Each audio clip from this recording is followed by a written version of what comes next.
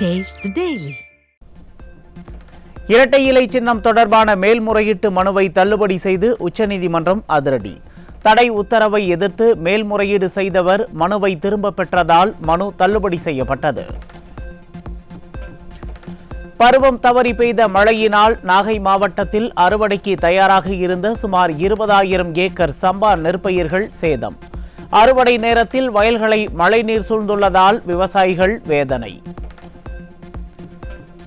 ராமநாதபுரம் மாவட்டத்தில் 78,000 ஹெக்டேர் நெல் பயிர்கள் தண்ணீரில் மூழ்கி வீணானது. ஸ்டாலின் அரசு உரிய இழப்பீடு வழங்க வேண்டும் என விவசாயிகள் கோரிக்கை.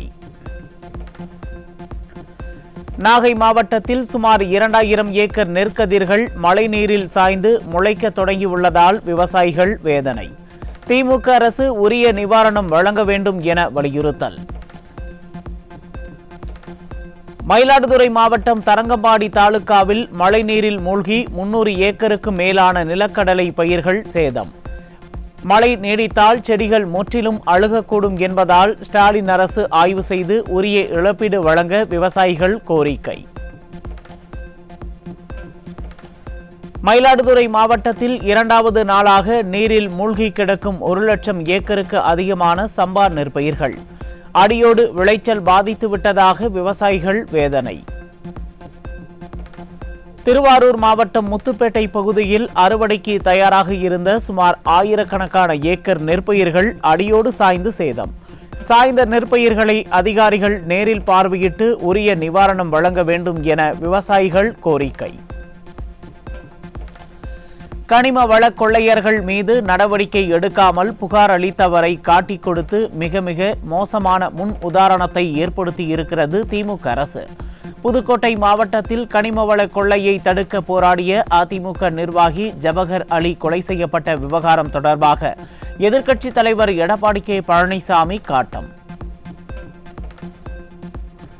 புதுக்கோட்டையில் அதிமுக நிர்வாகி ஜபகர் அலி கொலை வழக்கில் உண்மை குற்றவாளிகளை கைது செய்ய வேண்டும் என அதிமுக பொதுச் செயலாளர் எடப்பாடி கே பழனிசாமி வலியுறுத்தல். லாரி டிரைவர் உள்ளிட்டவர்களை மட்டும் கைது செய்து விடியா அரசு வழக்கை திசை திருப்புவதாக குற்றச்சாட்டு. விளையாட்டு வீரர்களை ஊக்குவிக்கும் விதமாக அதிமுகவில் இளம் தலைமுறை விளையாட்டு வீரர்கள் அணி தொடக்கம். அதிமுக பொதுச் செயலாளர் எடப்பாடி கே பழனிசாமி தொடங்கி வைத்தார். தமிழகத்தை உலுக்கிய வேங்கை வயல் துயரம் நிகழ்ந்து 2 ஆண்டுகள் கடந்துவிட்ட நிலையில் ஸ்டாலின் அரசை கண்டித்து பேனர் வைத்த வேங்கை வயல் கிராம மக்கள் 3ஆம் ஆண்டு தூங்கும் விழா என வைக்கப்பட்ட பேனரில் இந்த வழக்கின் விசாரணையை இன்னும் 100 ஆண்டுகளுக்கு நடத்துவதற்கு வாழ்த்து தெரிவித்து ஸ்டாலின் அரசின் லட்சணத்தை அம்பலப்படுத்தியுள்ளனர். வேங்கை வயல் விவகாரத்தில் குற்றவாளிகளை கண்டுபிடிப்பதில் ஆர்வம் காட்டாத ஸ்டாலின் அரசின் ஏவல் துறை மக்கள் வைத்த பேனர் குறித்து தீவிர ஆலோசனையில் இருப்பதாக தகவல்.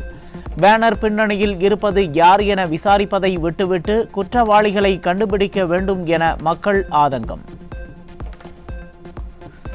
திருவண்ணாமலையில் நிலச்சரிவால் பாதிக்கப்பட்ட மக்களுக்கு குருவிக்கூடுகள் போல தகர கொட்டகை அமைத்து கொடுத்த திராவிட மாடல் தாராள பிரபுக்கள். இதுதான் வீடா?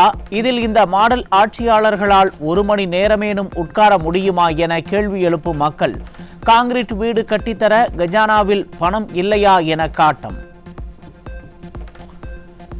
மதுரையில் பட்டியலின இளைஞர் மீது சிறுநீர் கழித்தும் அடித்து துன்புறுத்தியும் வன்கொடுமை செய்த சம்பவத்தில் 2 சிறுவர்கள் உட்பட 6 பேர் பிடிபட்டனர்.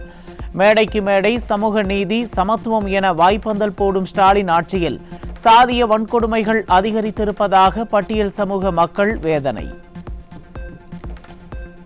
தமிழகம் முழுவதும் அரசு மருத்துவமனைகளில் உள்ள சிடி மற்றும் எம்ஆர்ஐ ஸ்கேன் மூலம் சுமார் 511 கோடி ரூபாய் வசூல் செய்யப்பட்டிருப்பதாக தகவல் அறியும் உரிமை சட்டத்தின் மூலம் தகவல். ஏழை எளிய மக்கள் பயன்படுத்தி வரும் அரசு மருத்துவமனைகளில் இத்தகைய சேவையை கட்டணமில்லாமல் வழங்க வேண்டும் என மக்கள் கோரிக்கை. தேசிய நெடுஞ்சாலையில் டாஸ்மாக் கடைகளின் எண்ணிக்கை அதிகரிக்கப்பட்டு வருவதால் விபத்து அபாயம் அதிகரித்திருப்பதாக தேசிய நெடுஞ்சாலை ஆணையம் அதிருப்தி.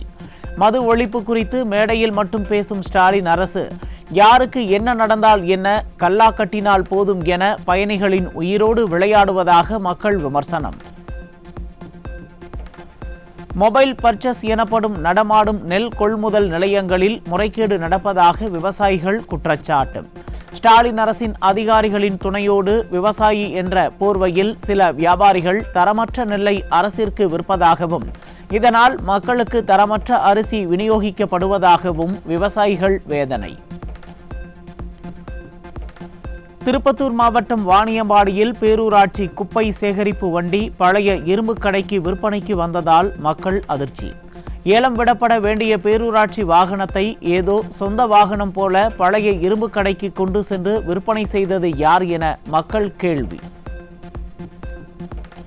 பொங்கல் பண்டிகை முடிந்து மக்கள் பணியிடங்களுக்கு திரும்பும் நிலையில் பேருந்துகளை இயக்க முடியாமல் தனியாரிடம் கையேந்தும் திராவிட மாடல். போக்குவரத்து துறையில் நிலவும் அவலம் குறித்தும் புதிய பேருந்துகளை கொள்முதல் செய்வதன் அவசியம் குறித்தும் பலமுறை சுட்டிக்காட்டியும் கண்டுகொள்ளாத ஸ்டாலின் அரசு இறுதியில் தனியாரிடம் பேருந்துகளை வாடகைக்கு வாங்கி மக்கள் பணத்தை வீணடிப்பதாக மக்கள் வேதனை. கருணாநிதி நூற்றாண்டு விழாவை முன்னிட்டு கொளத்தூரில் ஸ்டாலின் திறந்து வைத்த கண் சிகிச்சை மையத்தில் கண்ணாடி கிடைக்காமல் காத்து கிடப்பதாக மக்கள் வேதனை. ஸ்டாலின் அரசு விளம்பரத்திற்காக அறிவிக்கும் திட்டங்களால் மக்களுக்கு எல் முனையளவும் பயனில்லை என்பதற்கு இதுவே நல்ல உதாரணம் என மக்கள் ஆதங்கம். சென்னை நுங்கம்பாக்கம் பகுதியில் பூங்காவுக்காக கட்டப்பட்ட சுற்றுச்சுவர் இடித்து அகற்றம். புதிய திட்டம் துவங்க உள்ளதாக கூறி மக்கள் வரி பணத்தை மாநகராட்சி நிர்வாகம் வீணடித்து வருவதாக குற்றச்சாட்டு. கொல்கத்தா பயிற்சி மருத்துவர் பாலியல் வன்கொடுமை செய்யப்பட்டு கொலை செய்த வழக்கில் தண்டனை விவரங்கள் அறிவிப்பு. குற்றவாளி சஞ்சய் ராய்க்கு ஆயுள் தண்டனை மற்றும் ரூபாய் 50,000 அபராதமும் விதித்து கொல்கத்தா சியால்டா நீதிமன்றம் தீர்ப்பு. தஞ்சை மாவட்டம் அதிராம்பட்டினத்தில் 16 வயது சிறுமியை பாலியல் வன்கொடுமை செய்த 2 பேர் போக்சோவில் பிடிபட்டனர். திமுக ஆட்சியில் சிறுமிகளுக்கு எதிரான வன்கொடுமை சம்பவம் நாளுக்கு நாள் அதிகரித்து வருவதாக பெற்றோர்கள் வேதனை.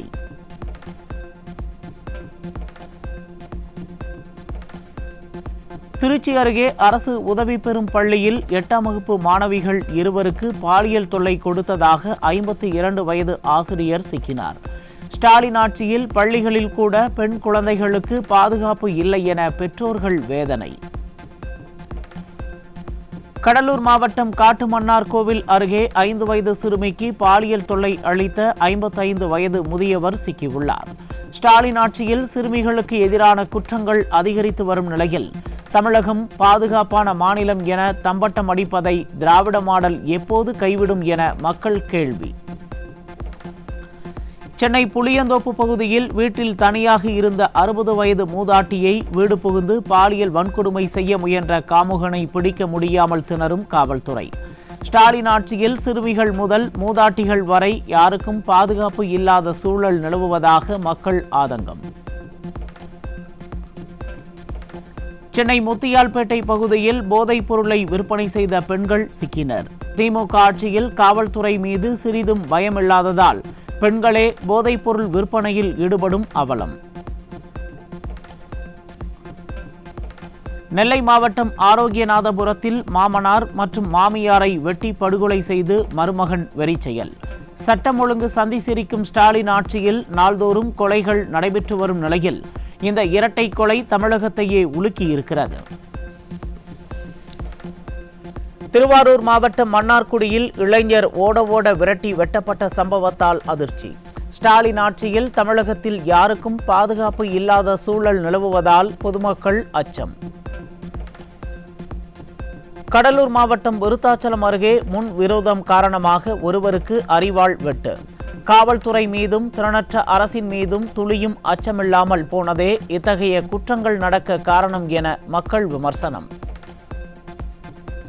திருவள்ளூர் மாவட்டம் திருத்தணி அருகே 1.5 டன் ரேஷன் அரிசி கடத்தலில் ஈடுபட்ட நபர் சிக்கினார்.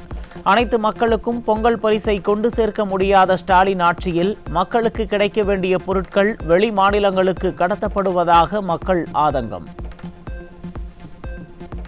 திருவள்ளூர் மாவட்டம் காக்கலூர் காவல்துறையால் கைது செய்யப்பட்ட இளைஞர் தன்னை காவல்துறையினர் கடுமையாக தாக்கியதாக கூச்சலிட்டதால் பரபரப்பு.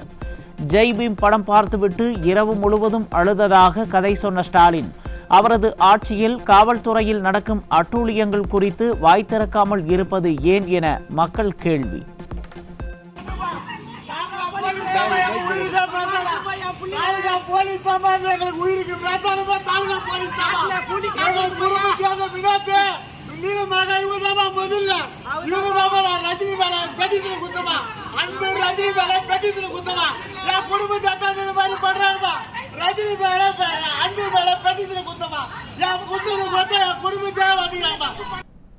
சேலம் மாவட்டம் மேட்டூர் அருகே தொட்டில்பட்டியில் அடுத்தடுத்து 2 வீடுகளின் பூட்டை உடைத்து கொள்ளை முயற்சி. தமிழகத்தில் நாள்தோறும் அரங்கேறி வரும் கொள்ளை சம்பவங்களால் மக்கள் அதிர்ச்சி. திருச்சியில் கஞ்சா போதையில் தள்ளுவண்டி வியாபாரியிடம் கத்தியை காட்டி பணம் பறிக்க முயன்ற வாலிபர்களுக்கு தர்மடி கொடுத்த பொதுமக்கள். ஸ்டாலின் ஆட்சியில் கஞ்சாவுக்கு அடிமையாகும் இளைஞர்கள் தவறான பாதையில் செல்வதாக மக்கள் வேதனை.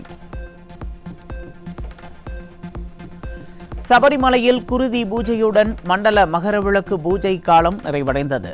முன் எப்போதும் இல்லாத வகையில் இந்த ஆண்டு மண்டலம் மற்றும் மகர பூஜை காலத்தில் 53 லட்சம் பக்தர்கள் தரிசனம் செய்துள்ளதாக தகவல். திருச்சி ஸ்ரீரங்கம் ரங்கநாதர் கோயிலில் ராப்பத்து உற்சவத்தில் நம்மாழ்வார் மோட்சத்துடன் வைகுண்ட ஏகாதசி விழா நிறைவு. திரளான பக்தர்கள் கலந்து கொண்டு தரிசனம். தமிழகத்தில் வடகிழக்கு பருவமழை மிக தீவிரமாக உள்ளதால் தமிழகத்தில் அநேக இடங்களில் கனமழை பெய்துள்ளதாக தகவல். மேலும் வருகிற 23ஆம் தேதி வரை தமிழகம், புதுவை, காரைக்கால் பகுதிகளில் லேசானது முதல் மிதமான மழை பெய்யக்கூடும் என சென்னை வானிலை ஆய்வு மையம் அறிவிப்பு. செங்கல்பட்டு மாவட்டம் பெருங்களத்தூரில் சமுதாய கூட்டத்தில் இயங்கி வரும் அங்கன்வாடி மையம்.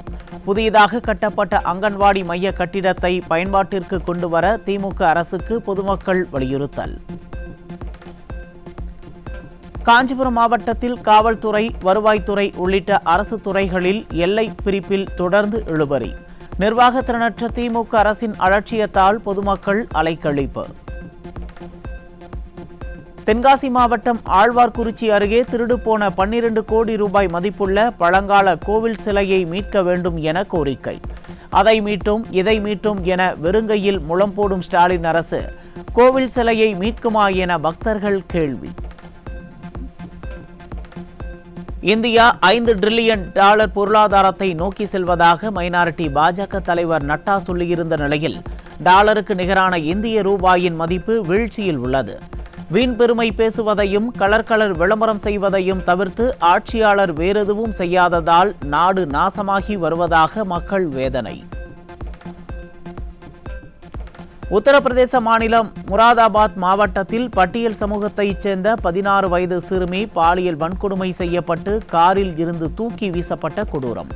மைனாரிட்டி பாஜக ஆட்சியில் பட்டியல் சமூக மக்களுக்கு எதிரான குற்றங்கள் அதிகரித்து வருவதாக உத்தரப்பிரதேச மக்கள் வேதனை.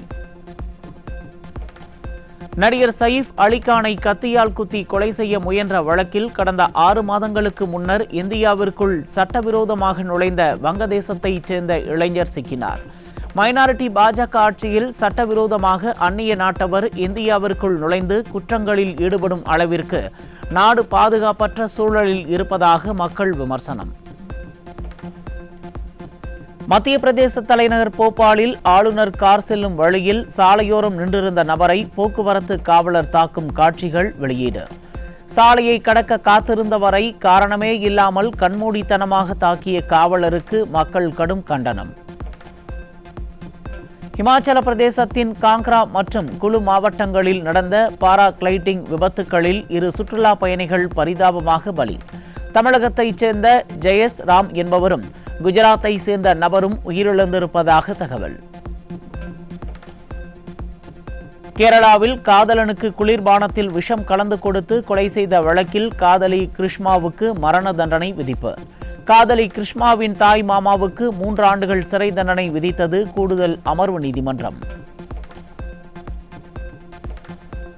அமெரிக்காவின் 47வது அதிபராக பதவியேற்கிறார் டொனால்ட் ட்ரம்ப். ட்ரம்ப் பதவியேற்பு விழாவில் உலக தலைவர்கள், முக்கிய பிரமுகர்கள், தொழிலதிபர்கள் உள்ளிட்டோர் பங்கேற்க உள்ளனர். சூடானில் நடைபெற்று வரும் இராணுவ ஆட்சியை கண்டித்து துணை இராணுவத்தினர் நடத்தி வரும் போராட்டத்தால் உள்நாட்டு போர் மூண்டது. வீடுகள், கல்வி நிலையங்கள், அரசு அலுவலகங்கள் ஆகியவை கடந்த 4 நாட்களாக இருளில் மூழ்கியுள்ளன. நைஜீரியாவில் பெட்ரோல் டேங்கர் லாரி வெடித்து சிதறியதில் 70க்கும் மேற்பட்டோர் பலி.